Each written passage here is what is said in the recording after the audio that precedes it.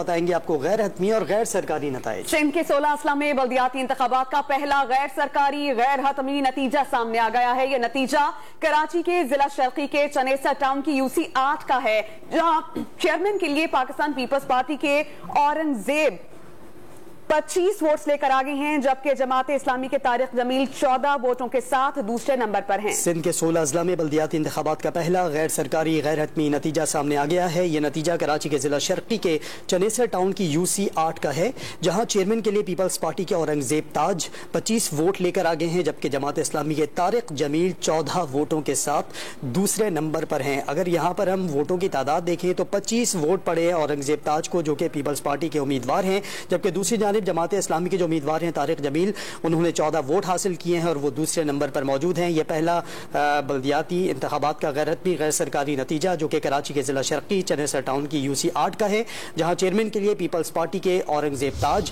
25 vote لے کر آگے ہیں، جبکہ جماعت اسلامی کے طارق جمیل نے 14 ووٹ حاصل کیے ہیں اور وہ دوسرے نمبر پر ہیں۔ واضح رہے کہ ان انتخابات کا MKM پاکستان کی جانب سے بائیکاٹ کیا گیا تھا اور آج صبح 8 بجے سے شام 5 بجے تک ووٹنگ کا عمل بلا تعطل جاری رہا۔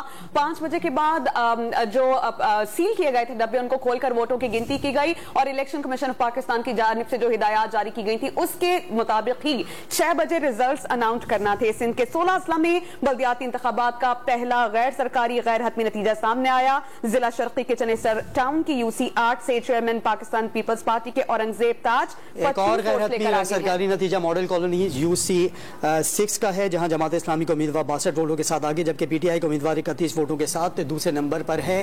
یہ آپ کو ماڈل کالونی UC 6 کا ہم غیر حتمی غیر سرکاری نتیجہ بتا رہے ہیں۔ جماعت اسلامی کا امیدوار 62 ووٹوں کے ساتھ پہلے نمبر پر ہے، جبکہ تحریک انصاف کے امیدوار 31 ووٹوں کے ساتھ دوسرے نمبر پر۔ ایک اور رزلٹ آپ تک پہنچاتے ہیں۔ یہ نتیجہ کورنگی UC 8 کا ہے، جہاں چیئرمین کی نشست کے لیے جماعت اسلامی کا امیدوار 39 ووٹوں کے ساتھ پہلے نمبر پر ہے اور تحریک لبیک کا امیدوار 5 ووٹوں کے ساتھ دوسرے نمبر پر ہے۔ کورنگی UC 8 چیئرمین کی نشست کے لیے جماعت اسلامی کے کینڈیڈیٹ نے 39 ووٹس حاصل کیے ہیں، جبکہ تحریک لبیک کے امیدوار 5 ووٹوں کے ساتھ دوسرے نمبر پر ہیں۔ غیر حتمی غیر سرکاری نتائج آ رہے ہیں۔ کورنگی UC 8 کا یہ غیر حتمی غیر سرکاری نتیجہ ہے، جہاں چیئرمین کی نشست کے لیے جماعت اسلامی کا امیدوار 39 ووٹوں کے ساتھ پہلے نمبر پر ہیں، جبکہ تحریک لبیک کے امیدوار نے 5 ووٹ حاصل کیے ہیں اور وہ